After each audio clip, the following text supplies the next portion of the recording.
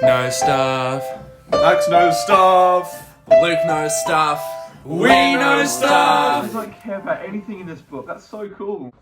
Welcome back, everybody, to another episode of The Right Track. Remember, dear listeners, we are the most cultured literary interrogators on the internet, presenting you with a unique blend of philosophy, history, and psychology, and literature. Our textual analysis skills are unrivaled by any podcast. I'm Max, and these are my erudite co-hosts, Nick and Luke.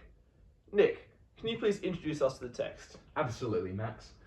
The play we're discussing today is Equus, written in 1973 by Peter Shaffer.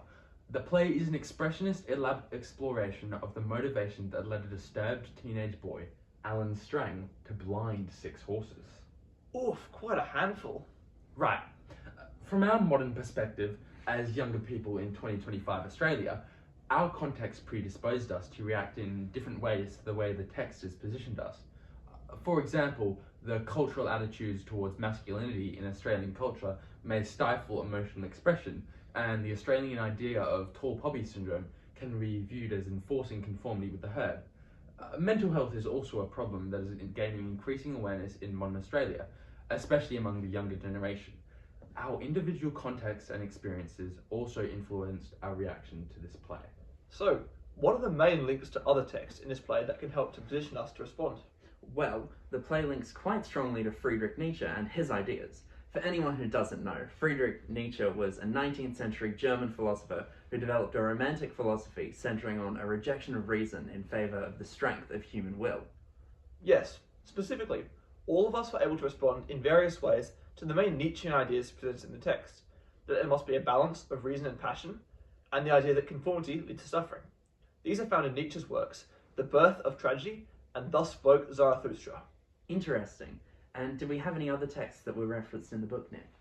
Yes, Shaffer was intensely interested in ancient Greece, as am I, and the play itself is littered with references to it. We were discussing 2 particularly strong links, an analogy of mental health treatment to sacrifice through a comparison of the character of Agamemnon in the Iliad, and a demonstration of the effects of untreated poor mental health through a link to the final peripeteia of King Oedipus in Oedipus Rex.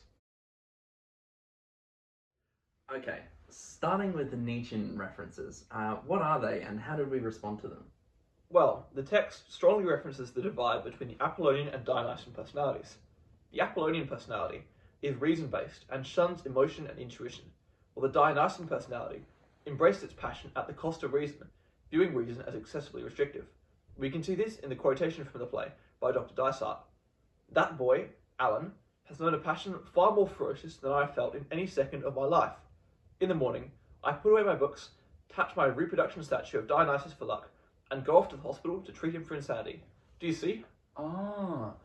So then Dysart and Alan are dramatic foils, with Dysart representing an excess of Apollonian personality and Alan representing an excess of Dionysian personality.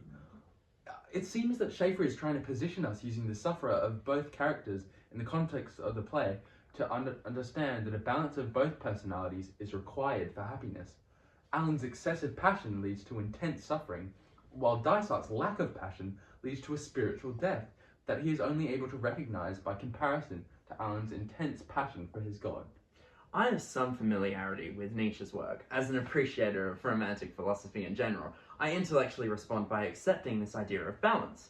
However, my own cultural context as an Australian male led me to draw a further response to this idea, given the repressive attitude taken by Australian culture to male emotional expression. Responding with a criticism of Australian masculinity, given the restrictions placed on Dionysian emotional expression by it. Yes, and just as in Equus, the idea of Australian masculinity being tied to the Apollonian personality led me to thinking of the potential resultant effects on the mental health of men, just as Dysart finds himself deeply unsatisfied with his life. I also noticed another important Nietzschean intertext in the play, the idea of conformity and individuality, or as Herr Nietzsche put it, the herd. For example, at the very end of the play, Dysart critiques the idea of normalcy, fearing that his treatment of Alan to turn him normal would do him more harm than good, saying, I'll give him the good normal world where we're tethered beside horses, blinking our nights away in a non-stop drench of cathode ray over our shrivelling heads. This line is delivered as part of a monologue by Dysart, which almost has the effect of a soliloquy directed at the audience, directly positioning them based on what is being said by him. So Dysart fears the effect that enforced normalcy would have on Alan, despite being the one to enforce it. I noticed that he's used the metaphor of being tethered beside horses, probably a reference to the herd of horses that Nietzsche described. And he also positions us to agree that conformity brings deep unsatisfaction, just like disregard for the Dionysian personality. So, what do we think? I also think we can draw a link between the metaphor of being tethered and Nietzsche's ideas of the slave morality. Being tethered has strong connotations with slavery. This was the idea that oppressed groups in the past came to value collectivism and group consensus, and this idea has been propagated down the millennia, influencing morality up until the present day. The metaphor positions us against conformity, and it also positions us against slave morality as a result. Dysart fears using psychology to enforce conformity on Alan, and this is a really strong link to my personal context. As someone who has undergone therapy in the past, initially I was resistant to the notion that psychiatry is used to force conformity, because I myself had been helped to feel like more of myself by undergoing treatment. But it was understanding the Nietzschean intertext that allowed me to be more critical and understand that psychiatry has affected other people differently.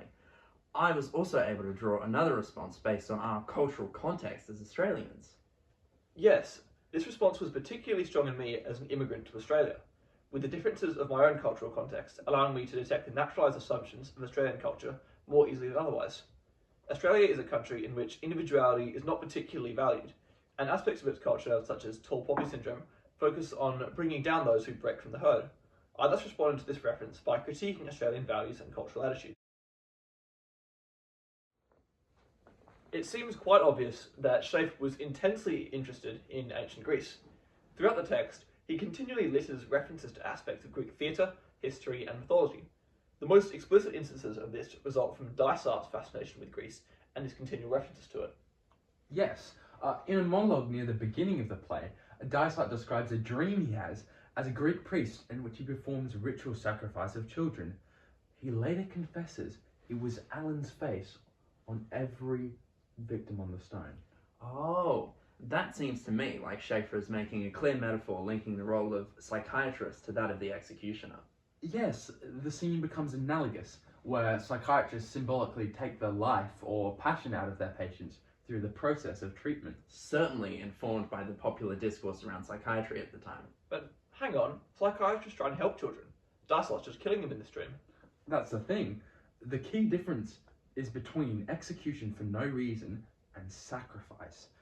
In the monologue, Dysart mentions that he's wearing a wide gold mask, all noble and bearded like the so-called Mask of Agamemnon, seemingly offhandedly. In the Iliad, Agamemnon is a Greek king who sacrifices his daughter Iphigenia so that the winds will change and that the Greek armies can go to Troy, the so-called greater good. A sacrifice which eventually costs him his life in a dose of literary karma. Ah, and so with this intertextual reference, Schaeffer is suggesting that Dysart is somewhat of an Agamemnon figure, and that in sacrificing children by removing their individuality, his work is having a pronounced effect on his spirit and his individuality. It's evident then that Equus is positioning us to react with horror at the cost to society of forcing conformity on the younger generations. This may have been a reaction to the conformist conservative British context of production in which the play was written, even as countercultural movements attempt to change this. I value individuality and diversity, and the gruesome and visceral image of a sacrifice has led me to have a visceral emotional reaction against this idea, and therefore predisposed me against psychiatry and its habit of removing individuality. It also led to consider the issues inherent to psychiatric treatment at the context of the play's production, and to more closely examine the issues that still need to be resolved in psychiatry in our time. I reacted similarly, Nick. I also noticed a key line during Alan's final ab reaction, in which he mimes out for Dr. Dysart the events which led to his blinding of the 6 horses. Schaeffer gives a stage direction to the actor playing Alan, writing, "All we hear is Alan yelling in hysteria as he collapses on the ground, stabbing at his own eyes with the invisible hoofpick." So Alan mimes blinding himself after his great peripeteia of blinding the horses. This seems to invite the audience to draw a strong link with Sophocles' play Oedipus Rex. In both plays, a tragic character's hamartia, or fatal flaw, leads him to commit a great folly, and then blinds himself after it. Although it is clear that Dysart more closely resembles the tragic hero than Alan, the resonance still strongly applies in this case. The sight of the actor playing Alan taking these actions strongly positioned me to draw a parallel with Oedipus and to view the situation as tragic. Interesting. However, a key divergence from Oedipus shaped my response to this. Alan's hamartia in his excessive passion is brought on by mental health issues, where Oedipus has his hamartia in foresightedness of mind. As someone who recognises the increasing importance that mental health issues are being ascribed in our society, I responded in two ways. Firstly, contempt for the institution of psychiatry and the lack of respect for mental health in the context of production that led to Alan's issues. And I also responded by recognising the importance of mental health care to prevent anyone from experiencing something similar in the present.